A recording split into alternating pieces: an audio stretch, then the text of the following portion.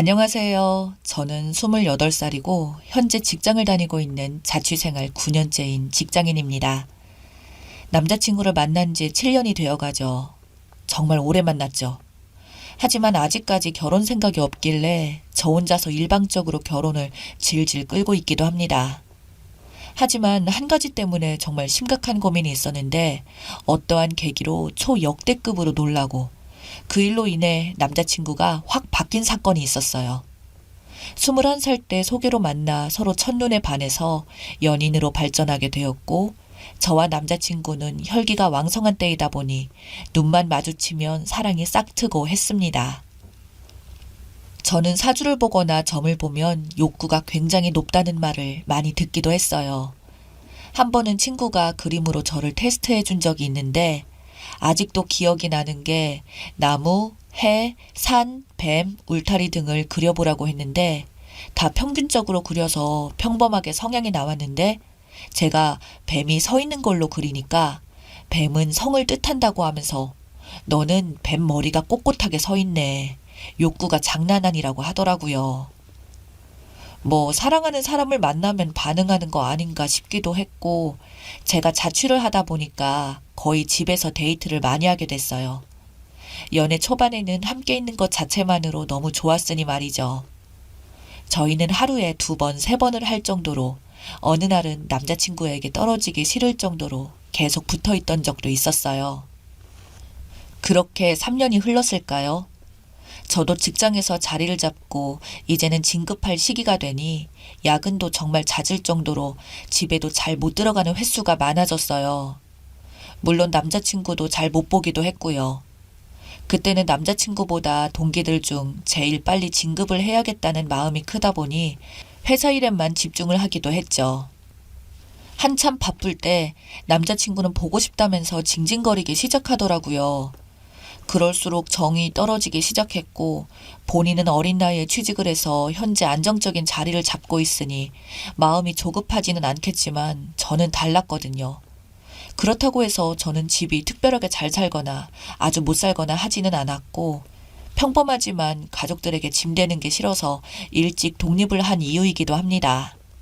하루는 야근을 하는데 남자친구가 집에 가 있을 테니까 빨리 끝나고 오라고 하는데 왜 함부로 가 있냐며 오늘도 많이 늦는다고 바쁜 거 끝나고 보자고 했는데 남자친구는 너 바람났어? 요즘 왜 그렇게 피하는 건데? 만나자고 하면 맨날 바쁘다고 하냐고 하면서 싸움이 시작됐어요. 물론 남자친구도 자존심이 많이 상하기도 했겠죠. 본인은 단지 저를 보고 싶어서 그렇게 말을 한 건데 제가 다른 쪽으로 몰고 가니 본인은 그게 상당히 기분이 나빴다고 하더라고요. 하지만 제가 그렇게 말한 이유가 있었어요. 이틀에 한 번꼴로 남자친구는 우리 안 한 지 너무 오래되지 않았어? 오늘 하고 싶다. 이런 말을 했어요. 다른 분들은 배부른 소리 한다고 하실 수도 있지만 저 말을 자주 듣는다면 단지 나를 밤에만 만나는 건가 이런 생각밖에 안 들더라고요. 생각해보니 짜증이 나더라고요. 물론 저도 좋았지만 자꾸 저런 말을 하니 자존심이 상하더라고요. 새벽 1시쯤 일을 마치고 집을 가니 남자친구가 있더라고요. 그 모습을 보는데 짜증이 났지만 제가 배고플까봐 야식을 만들어 놓은 모습에 약간 감동을 받았어요. 씻고 나오니 남자친구가 마사지도 해주니 아까는 정말 기분이 나쁘기도 했지만 본인이 먼저 시비 거는 말투로 말해서 미안하다고 사과를 해서 마음이 스르르 풀리더라고요. 제가 회사에서 있었던 일들을 말하니 회사 생활을 오래 해서 그런지 제 말을 다 이해하고 그럴 때는 이렇게 하라고 하면서 코치를 해주더라고요. 남자친구하고는 같은 직무에서 근무를 하다 보니 대화가 정말 잘 되기도 하고 제가 못하는 일 처리를 해주기도 하거든요. 이럴 때 보면 한없이 천사인데 밤만 되면 사람이 변하니 제가 변한 건가 싶기도 하고요. 막 잠이 들려고 하는데 등 뒤에서 뭔가 느낌이 쎄하기 시작해서 제가 진짜 오늘은 그냥 잠 좀 자. 진짜로 피곤하다고 하니까 여보 너무 보고 싶었어 하면서 시도를 하는데 순간 아까의 감동은 사라지고 손을 팍 쳐냈죠. 아니 내가 피곤하다고 하잖아. 근데 자꾸 왜 그래? 내 의견은 존중 안 하고 또 욕구 채우는 거야? 라고 했더니 너는 진짜 사람 무한하게 왜 그러냐? 라고 하면서 본인 짐을 챙겨서 나가더라고요. 저도 말리지도 않고 그대로 자버렸고 출근을 하는데 연락 한 통 없더라고요. 그래서 친구에게 어제 그런 일이 있었다고 하면서 이야기를 하는데 야, 시준이 오빠 자존심 상했겠다. 내 남자친구가 그러는데 그거 진짜 말 못할 정도로 자존심 많이 상한다더라. 그래? 아, 근데 어제는 진짜 피곤했었어. 물론 요즘 회사 분위기 때문에 그런다고 하지만 다른 사람들한테까지 날 세울 필요 없잖아. 그리고 쉬엄쉬엄 해라. 어차피 이번 진급 너가 유력하다는데? 야, 유력하다고 해서 처음 모습보다 해이해지면 그게 되겠어? 나는 그런 소리 듣기 싫어. 여기를 어떻게 들어왔는데? 저는 여기 회사를 들어오기 위해 많은 공부를 했고 자격증도 많이 취득했고 또 어렵게 들어와서 어설프게 일하고 싶지 않았어요.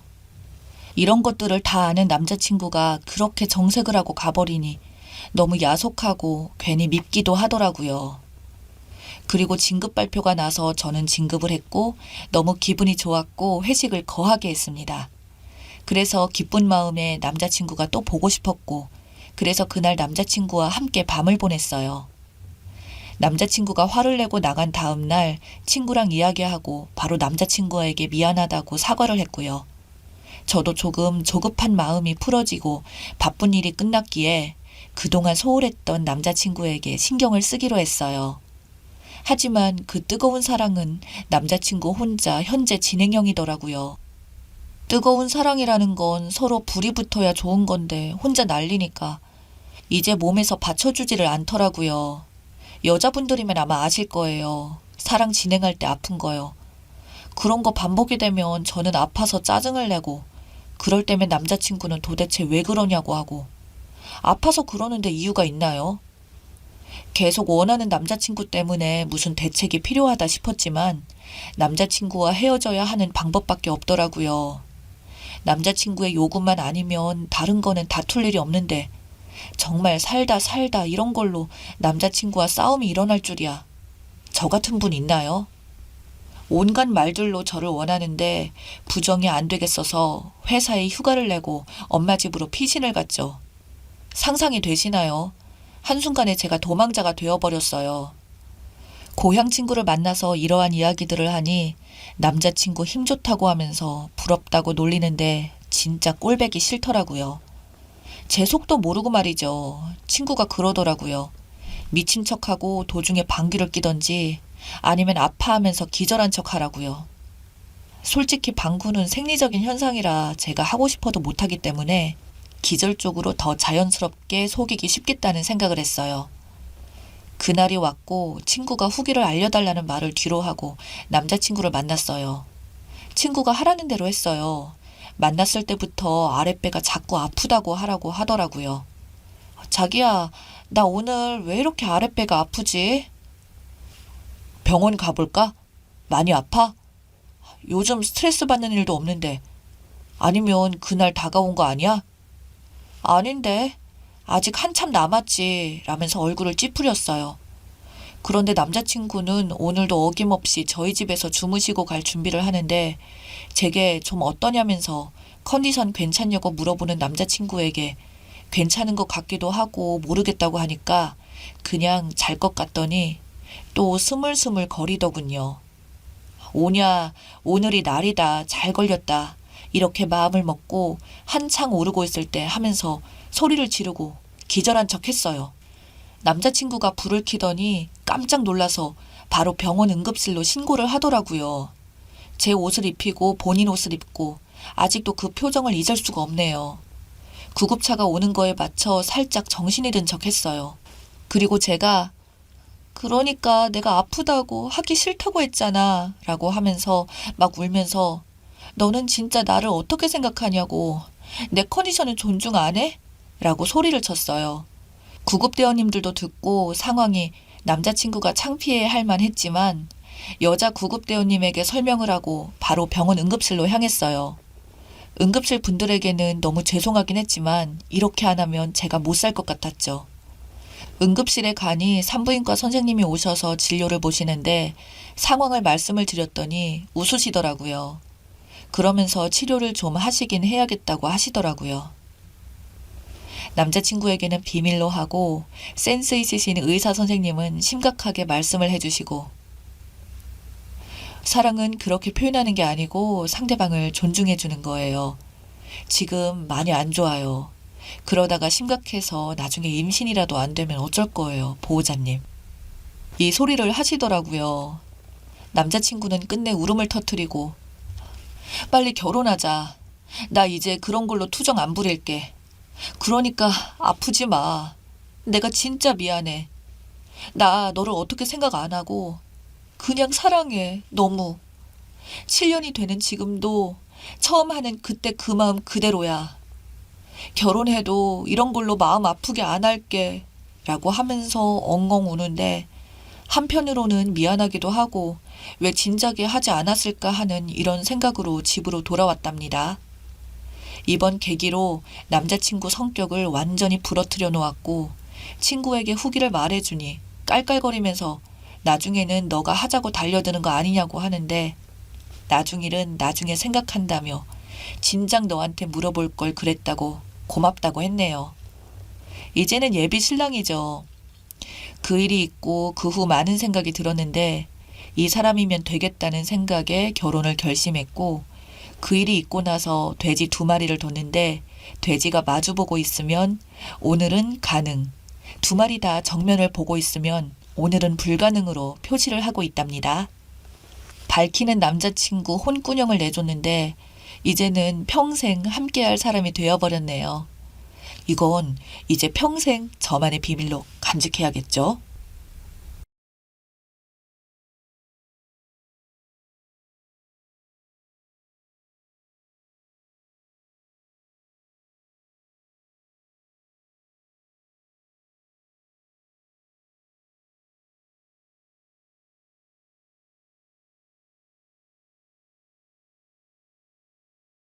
저에게는 8년 사귄 남자친구가 있었어요.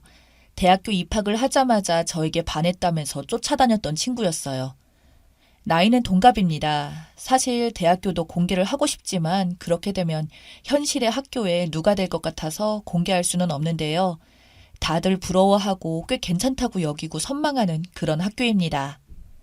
사실 처음에는 대학에 들어가자마자 이렇게 제가 좋다며 쫓아다니는 남자가 있다는 것이 신기해서 호기심으로 사귀었어요. 얘가 키가 크지도 않고 약간 외동아들 같은 그런 스타일의 귀염상이었죠. 지금 생각해보면 제가 눈이 삐어도 한참이나 삐었지 않았나 싶기도 합니다. 그런 애기 같은 페이스인 남자애가 뭐가 좋다고. 사귄 게 후회 막심이에요. 앞서도 말했듯이 말짱하게 곱상한 남자가 저한테 반했다고 하니까 좋았던 것 같아요. 그냥 그 말에 홀리지 않았나 싶네요. 아무튼 고등학교 다닐 때만 해도 모범생이었던 저는 한 번도 남자친구가 없었던지라 대학 입학과 동시에 남자친구가 생겨서 그저 신기했던 기분이랄까요? 그랬던 것 같아요. 그때는 잘 몰랐었지만 지금 생각해보니 그렇게 철이 없어서 이런 남자친구를 만난 것 같아요. 제 남자친구는 전라도 사투리로 약간 졸갑스럽다? 라는 표현이 딱 맞을 정도로 주변머리가 없긴 했어요. 이랬다 저랬다 하면서 줏대가 없어도 너무 없고 말도 많고 또 가벼워서 사람이 가벼워 보이기까지 하곤 했었죠. 하지만 그놈의 정이 뭔지 참 해맑더라고요. 그냥 소녀처럼 세상을 다 가진 듯 해맑고 그런 모습이 좋았고 편했었죠. 그리고 누구나 다 알았던 캠퍼스 커플이라 후배들도 다들 부러워하곤 했어요. 그래서 좋은 캠퍼스 커플 롤모델이 되고픈 욕심이 더 있었던 게 사실입니다. 남자친구 덕분에 다른 사람과는 일체 교제도 한번 못 해봤네요. 지금 생각해보면 얼마나 바보 같은 짓이었는지 뒤늦게 후회를 해봅니다. 하지만 그때 남자친구와는 모든 사람들이 다 결혼에 꼴이 날 것으로서 생각할 만큼 항상 붙어 다녔어요. 저에게도 다정했고 사랑한다는 표현도 자주 했었거든요. 그러다가 졸업을 하면서 서로 다른 지역으로 발령을 받게 되었습니다. 그때부터였던 것 같아요. 서로 만나는 횟수가 줄어들었거든요. 그래도 저는 의심하진 않았어요. 만남 횟수만 줄어들었을 뿐이지 톡으로 수시로 연락을 하고 지냈으니까요. 결혼 말도 구체적으로 오갔고 이미 양가 부모님께서도 다 알고 계셨고 전 조금씩 결혼 준비를 하고 있었던 참이었죠. 그러던 어느 날 뜬금없이 고등학교 동창인 친구가 저에게 다급하게 연락을 해왔습니다. 아주 숨 넘어가는 목소리로 그러더라고요. 야, 놀라지 마라. 세상에 내가 있잖아. 하객 알바를 하러 여기 왔는데 학생 때 네 남친이 신랑이었어. 분명히 네 남친이 맞아. 얼굴도 이름도 똑같더라고. 너 헤어졌어? 그러면서 제가 웃으면서 그랬어요. 너 나 웃기려고 전화한 거지? 장난도 그럴싸하게 쳐. 그런 걸로 내가 놀라 자빠질 줄 아니? 어쩌냐기도 통화하고 톡도 날리고 했는데 무슨 소리를 하니? 했더니 자기도 분명히 저에게 남친이랑 헤어졌다는 말은 못 들어서 자기 눈을 의심했는데 분명하다고 했어요. 그리고 실시간으로 하객 알바하고 있는 중에 신랑의 모습을 찍어서 보내왔고 신부도 찍어서 보내줬어요. 믿기지가 않았습니다. 몰래카메라인가? 남친이 할 짓이 없어서 심심하니까 나를 놀리려고 친구들 모아놓고 저러나 싶기도 하고 믿기지가 않았어요. 친구가 말한 예식장은 제가 있는 곳에서 멀지도 않은 곳이었고 제보를 한 친구는 신부 측 하객 알바를 섰다고 하더라고요. 만약에 남자친구가 결혼한다고 했으면 분명 같이 알던 친구들에게도 청첩장을 보내줄 테니까 모를 리가 없었는데 말이죠.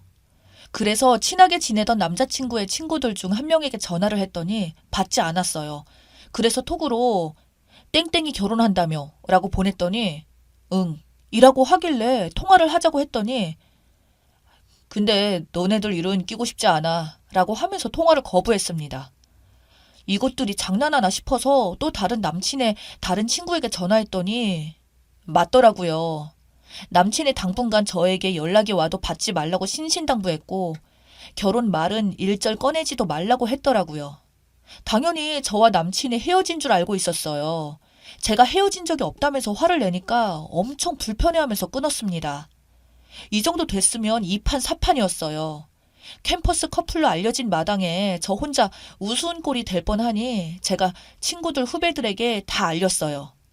제보해준 친구가 본인 인스타에 남친 동영상 다 퍼뜨렸고 함께 식장 들어가자고 했고 성공했죠. 그때까지 남자친구에게도 전화를 했지만 받지 않더라고요. 하객 알바로 예식장에 있는 제 친구는 곧 결혼식이 시작한다면서 어쩔 거냐고 물어봤어요. 두말할 것도 없이 당장에 쫓아가겠다고 했었죠. 남자친구 결혼식을 축하하러 달려서 갔는데 이미 식은 진행이 되었고 사진 촬영을 하고 있더라고요. 곧바로 달려가서 사진을 찍으려고 하는 남자친구를 향해 달려가서 멱살을 잡고 흔들었습니다. 놀라서 사색이 된 얼굴로 남자친구와 친구들에게 저를 잡고 데리고 나가라고 하더라고요. 그렇지만 제가 얼마나 화가 나는지 그 순간에 초인적인 힘이 나더라고요. 양복을 입고 화장까지 떡칠해 놓은 얼굴을 두 손으로 붙잡고 흔들다가 허리춤을 붙잡고 끌고 나왔습니다.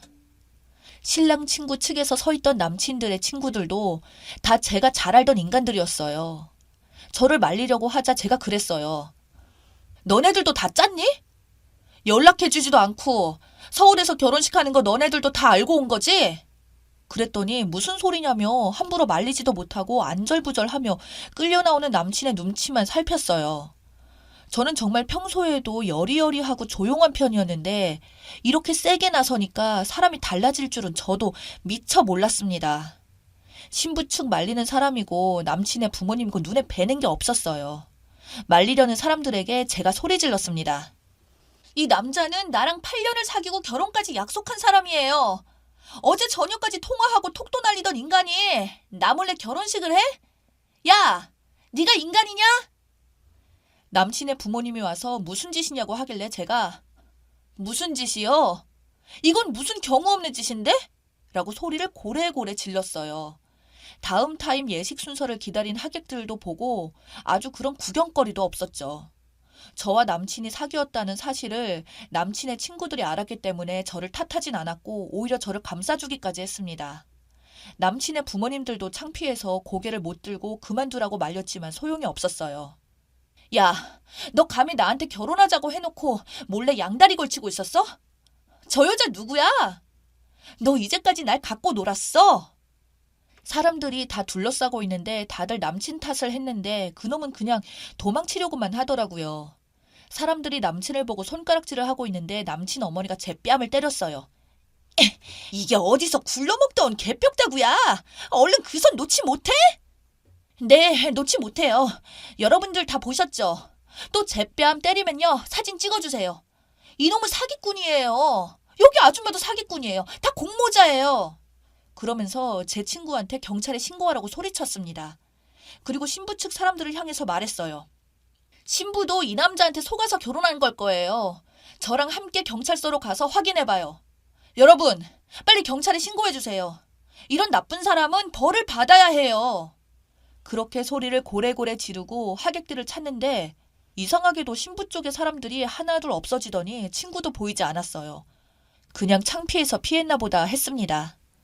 친구가 제가 시킨 대로 경찰에 혼인 빙자 사기죄로 신고하고 잡아가라고 했습니다.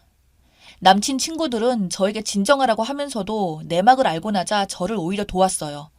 아마도 잘 달래서 적당히 보낼 참이었던 거죠. 남친의 친구들 모두가 남친과 함께한 시간만큼이나 끈끈한 우정이 있었는데 물론 남친은 결혼식을 참석한 걸 미안하게는 생각했던 거죠. 물론 남친이 저와 헤어지고 결혼하게 되었다며 알겠다고 했어요. 파출소에서 연락을 받고 경찰에 출동했지만 저는 미친 듯이 남친의 와이셔츠 목 부분을 놓아주지 않았습니다. 남친은 반쯤 포기한 상태로 알아서 하라는 식으로 그냥 차분하게 잡혀 있더라고요. 남친의 아버지는 도저히 민망스럽다고 도망가고 남친 어머님은 저를 못 잡아먹어 안달이었어요. 뒤늦게 친구들에게 연락을 받고 놀라서 달려온 저희 부모님이 마침 그때 도착해서 그 꼴을 보고 울음을 터뜨렸어요. 그런 와중에 또 남친 어머니는 저와 저희 부모님께 막말을 해대더라고요. 세상에 세상에 착한 줄만 알았더만 이런 막 나가는 애였네. 자식 교육을 어떻게 시키는 거예요? 남의 결혼식을 파투낸 거 다 책임져요. 그래서 제가 책임질 테니까 경찰서로 바로 가자고 했습니다. 그랬더니 남친이 저희 부모님 앞에서 무릎을 꿇고 잘못했다고 빌더라고요. 남친 어머님이 무슨 잘못을 했다고 빌고 자빠졌냐고 난리였어요. 예식장 관계자가 다가와서 다음식을 해야 하니까 제발 자리를 비키던지 경찰서에 가서 해결하라고 난리를 떨었어요. 그래서 그대로 경찰서로 갔습니다. 참고인 조사를 해야 한다며 신부 쪽 사람들을 찾았는데 신기하게도 한 명도 안 나타났어요. 별일이다 싶더라고요. 저는 혼인빙자 사기죄로 남친을 고소를 했고 그동안 톡으로 나눈 대화 내용 다 제출하고 통화 기록도 다 보여줬어요. 그런 과정에서 남친이 제대로 당했다는 것을 알게 되었습니다. 어리버리 남친이 나 말고 아주 예쁜 애가 다가오니까 순식간에 뿅 가버린 거였죠.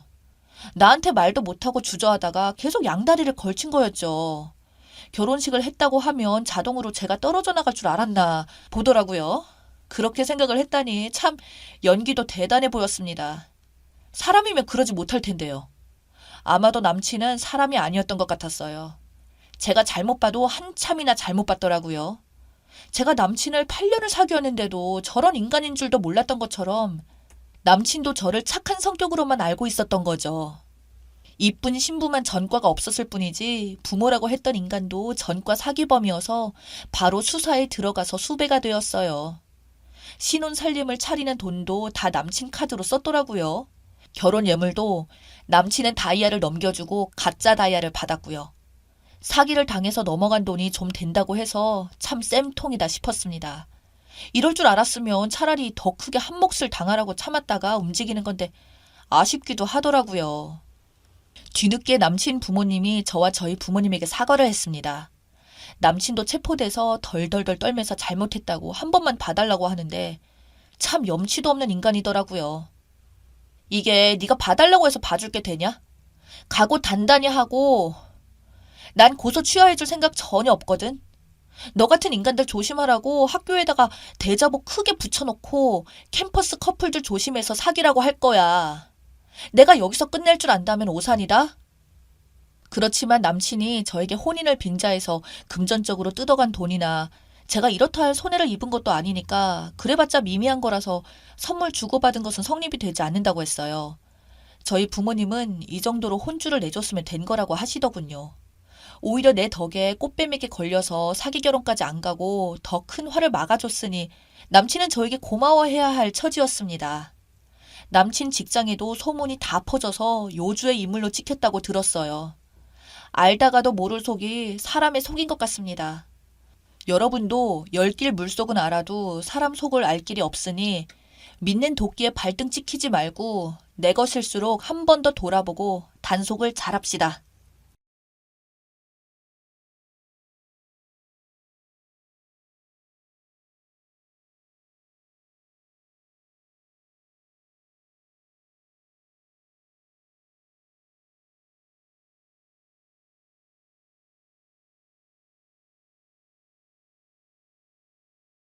안녕하세요. 결혼 앞두고 저에게 이런 일이 있을 줄 몰랐습니다. 너무 분하지만 막상 말할 곳이 없어서 평소 자주 들어온 이곳에 제 이야기를 써볼까 합니다. 제발 조언이든 무슨 말이든 해주세요. 내 살다 이런 정신 나간 집안이랑 결혼을 하려 했던 내가 제일 등신 같지만 지금이라도 정신 차린 게 다행이구나 싶습니다. 결혼 전부터 이거 사달라 저거 사달라는 시어머니, 아니 이제 그 아줌마의 요구에도 처음에는 그냥 묵묵히 다 들어줬지요. 원체 자주 아프시고 자주 병원도 다니셔서 몸이 허약한 건 알았지만 그래도 어른이고 하니 정덕껏 하겠거니 했는데 저를 너무 만만하게 보셨나 봅니다. 그 어이없는 모자가. 조건 하시는데 길 가는 사람 붙잡고 다 물어보고 싶습니다. 과연 이 결혼이 누가 더 손해인지. 병든 호르머니에다가 줄줄이 동생만 내신 장남에다가 모은 재산 글쎄요. 지금 사는 집 전세금 빼면 그게 전부일까요? 한 4천? 직업은 그냥 중소기업에서 일하지만 벌면 뭐합니까? 씀씀이가 지랄 맞는데 말이죠. 아, 그 씀씀이의 주범은 지 엄마랑 지 동생들입니다. 남들 하는 건 다 하려고 하더라고요. 그것도 아들 카드로. 그거 다 빚입니다, 이 사람들아. 그리고 남자 나이는 올해 33살입니다. 제 스펙을 말할게요. 일단 출가 외인된 대기업 다니는 남동생과 연금으로 여행 즐기시는 부모님과 제 이름으로 산 빌라 한 채 갖고 있습니다. 물론 아버지가 조금 보태주셨고요. 회사는 중소기업이고 월급은 세금 제하면 210만원 정도 받네요. 이 세상 평균이라며 살고 있고 남자와 비교해서도 손색 없다고 생각합니다. 다만 내가 저 남자보다 딸리는 건 내가 4살이나 많은 37살이라는 점입니다. 왜 이런 남자랑 사귀었냐고요? 듬직했습니다. 저런 정신나간 집안인 줄 모르고 처음엔 다정하고 상냥하고 무엇보다 그냥 사람 하나 착하면 된 거지 뭐 하고 했던 거죠. 힘든 일이 있어도 힘든 내색을 잘하는 스타일이 아니고 제가 걱정 있으면 묵묵히 들어주는 편이라 남자답다고 생각을 했습니다. 그래서 남자 집안이 조금 부족해도 성실하니까 곧 나아지겠지 했지요. 진짜 그것만 봤습니다. 외모, 집안, 조건, 학벌 다 무시하고 사람만 보자 싶었는데 조건 왜 그게 중요한지 알겠더군요. 볼 건 봐야겠구나. 길게 말하면 너무 길어서 쓰다가 빡침에 쓰나미가 올 것 같아서 다 스킵하고 본론으로 넘어갈게요. 연애 6개월 하고 내 나이가 나이인지라 결혼을 서두르자고 하더군요. 그때 왜 그렇게 서두르나 했더니 지금 생각해보면 서두른 시점이 저에게 빌라 한 채 있다는 걸 알고 난 뒤부터였습니다. 그 빌라는 제가 어릴 때 안 먹고 안 쓰고 모은 돈으로 산 거고 그래서 저한테는 그게 전 재산이고 제 담보입니다. 일종의 자랑거리이기도 하지요.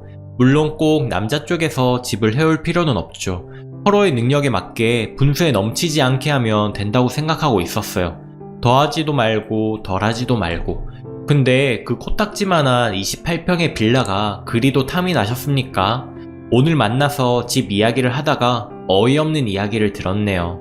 왜 그 빌라를 처분해서 자기들 집 사는데 보태야 하나요? 이건 무슨 경우입니까? 너무 황당했습니다. 우리 둘의 결혼에 왜 가족들 생계까지 신경 써야 하며 제 결혼을 위해 준비했던 빌라를 팔면 어떻겠냐는 이야기를 저렇게 당연하게 하는지 기가 차더라고요. 그래서 그건 좀 아닌 것 같다. 난 처음부터 말하지 않았나.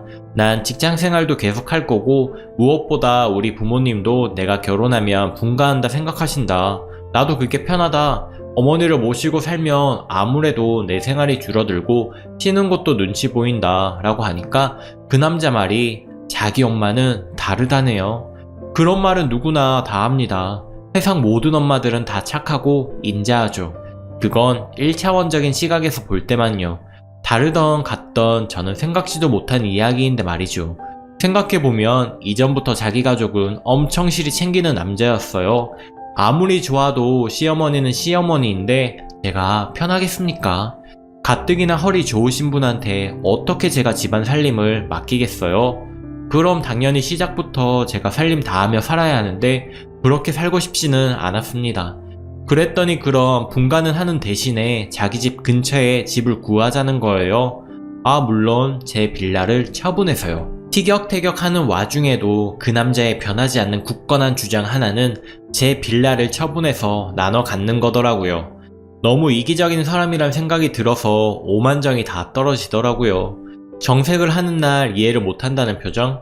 아니, 그걸 당연하게 생각한 게 더 괘씸합니다. 오히려 저를 효심은 기대할 수 없는 싸가지 없는 며느리 정도로 생각하더라고요. 그 아줌마도 더 황당합니다. 내 월급날은 어찌하시고는 물론 그놈한테 물어보고 대답해줬겠지만요.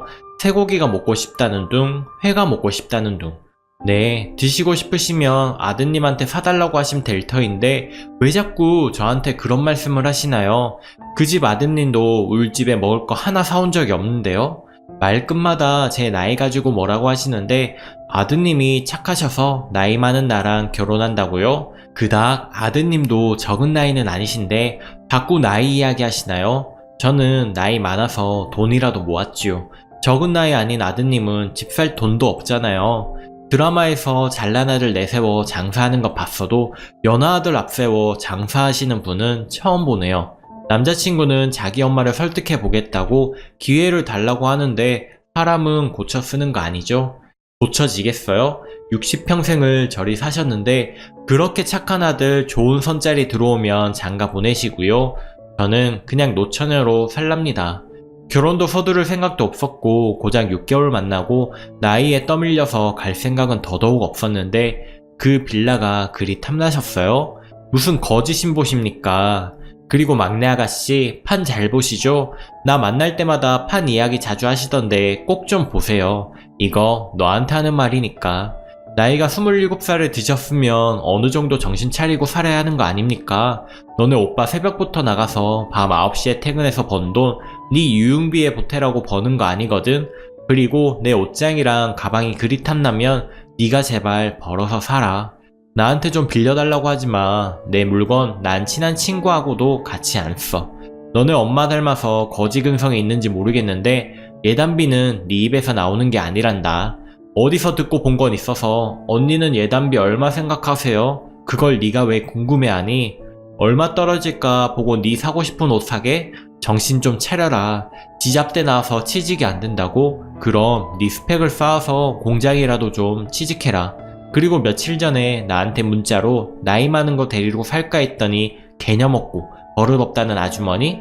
데리고 안 살아주셔도 되세요. 데리고 살아달라고 한 적 없는데요. 너무 크게 착각하시네요. 자주 입원하는 병원에 간호사가 그리 아드님을 마음에 들어 하신다면서요. 그게 예비신부 앞에서 웃으면서 할 소리신지 모르겠지만요. 네, 꼭 그분이랑 결혼시키시고 더 이상 우리 착한 부모님과 저 호구로 보지 마세요. 사람 좋아서 쓴소리 못하고 내 자식 귀하면 남의 자식도 귀히 여겨서 하나 줄 거 2개 줬고 마냥 이쁘다 했습니다. 당신 아들을 더 이상 부모님께 불효하기 싫어서 이 결혼 파토를 냅니다. 나이 많아서 정말 죄송하고요. 33살 아들이랑 오래오래 피 빨아 드시면서 사세요. 다 쓰고 나니 속은 후련하네요. 내일부터 노처녀로 살아보렵니다. 당당하게 보란듯이. 후기입니다. 오래간만에 꿀잠을 잤습니다. 댓글 읽다가 스르륵 잠들었는데 습관적으로 휴대폰을 보니 그 아주머니 문자가 왔네요.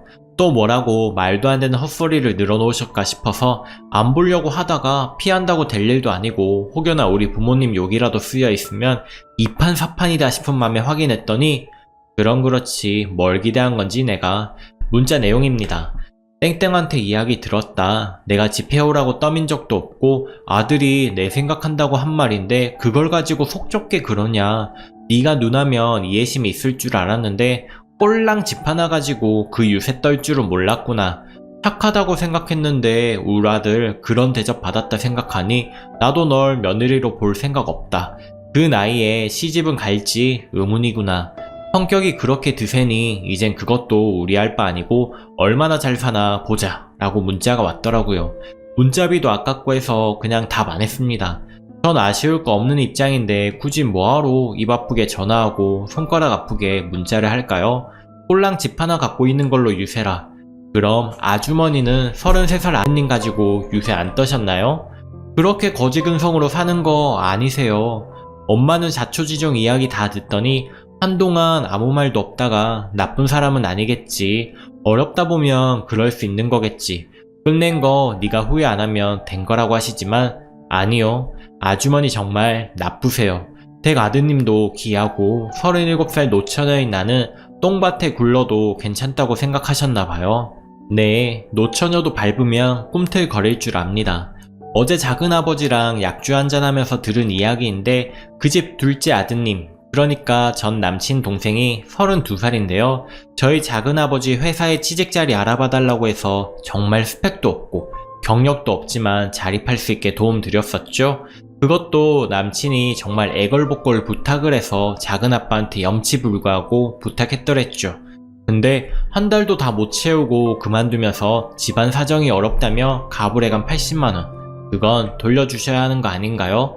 저는 그 이야기를 어제 들었네요. 그리고 지금 둘째 동생은 지방에서 일하는 걸로 알고 있어요. 그만둔 이유는 일이 적성에 안 맞다고 해서 그만둔 걸로 알고 있었지 가불까지 해놓고 말도 없이 안 나온 건 무슨 경우인지 소개를 받고 회사를 들어갔으면 제대로 마무리라도 하고 나와야 하는 거 아닌가요? 너무 경우가 없어서 할 말이 없습니다. 그마저도 무슨 핑계를 댈지 눈에 선한데 어차피 다 깨진 마당에 저희도 받아야 할 돈 있으면 다 받고 정산 확실히 해야겠습니다. 작은아빠는 그냥 불우이웃 돈 는다고 치지 뭐 하는데 우리 가족들 왜 이렇게 다 호구죠? 받아야죠. 어떻게 해서든 증빙자료 떼고 내용증명서 보내서 받을 겁니다. 아줌마, 저 착한 줄 알았는데 이렇게 속물인 줄 몰랐죠. 물론 사람이 돈이 없어 살면 거지근성이 나올 수도 있어요. 하지만 너무 뻔뻔한 거 아닌가요? 본인들이 말도 안 되는 요구를 해놓고 당연한 듯 여기는 것도 인성 수준이 딱 드러납니다. 매너가 사람을 만든다지요. 사람답게 살고 있었고 사람 대접받고 살았는데 당신네들의 비인간적인 대우에 그냥 착한 거 버리고 싸가지로 대해드릴게요. 그리고 제발 나한테 연락 좀 하지 말고 너 그동안에 서로의 정을 봐서 매몰차게는 안 하겠다만 이런 식으로 너네 어머니까지 앞세워서 문자 오게 한다면 정신적 피해 보상까지 다 해서 물질적으로 너네 집에 들어간 내 돈 쪼잔하리만큼 계산까지 다 해서 다 돌려받고 싶으니까 적당히 하자. 판을 좋아한다고 했으니 분명 이 글을 보겠지? 그래, 바로 너 얘기야. 그리고 고맙다. 지옥에서 나오게 해줘서. 제 결정에 같이 욕해주시고 응원해주신 여러분 정말 모두 감사드립니다. 베스트 댓글입니다. 너무 동감돼서 로그인하네요. 거지근성은 어쩔 수 없는 듯. 자기네 집에 갈 땐 자기네 집에 가니까 내가 선물하고 음식 대접해야 하고 우리 집에 갈 땐 우리 집에 가니까 우리 엄마가 밥 사라는 미친놈도 있더라고요. 겨우 아들 하나 있는 거 쓰레기인 줄 모르고 세상천지 자기 아들이 최고라고 아들 팔아서 살림살이에 보태면 하면서 없는 집이어서 문제가 아니라 개념이 없네요. 세탁기, 청소기 얻어오고 그 집 엄마는 그 세탁기를 모시고 살고 아이고 구질구질 자기 아들이 어떻게 받아온 건지도 모르면서 효자라고 거지들은 절대 자기가 거지근성이 있다는 사실을 모르더라고요. 37살이면 아직 젊습니다. 인생 끝날 뻔했네요. 님이 남편 복이 있어 저 인간들하고 끝난 겁니다. 좋은 남자 만나 다 보상받길 바랄게요. 오늘도 낭만캐스터를 시청해주셔서 감사합니다. 좋아요만 살포시 눌러주셔도 영상 제작에 큰 힘이 됩니다. 여러분의 생각을 댓글로 남겨주세요. 오늘도 행복한 하루 보내세요. 감사합니다.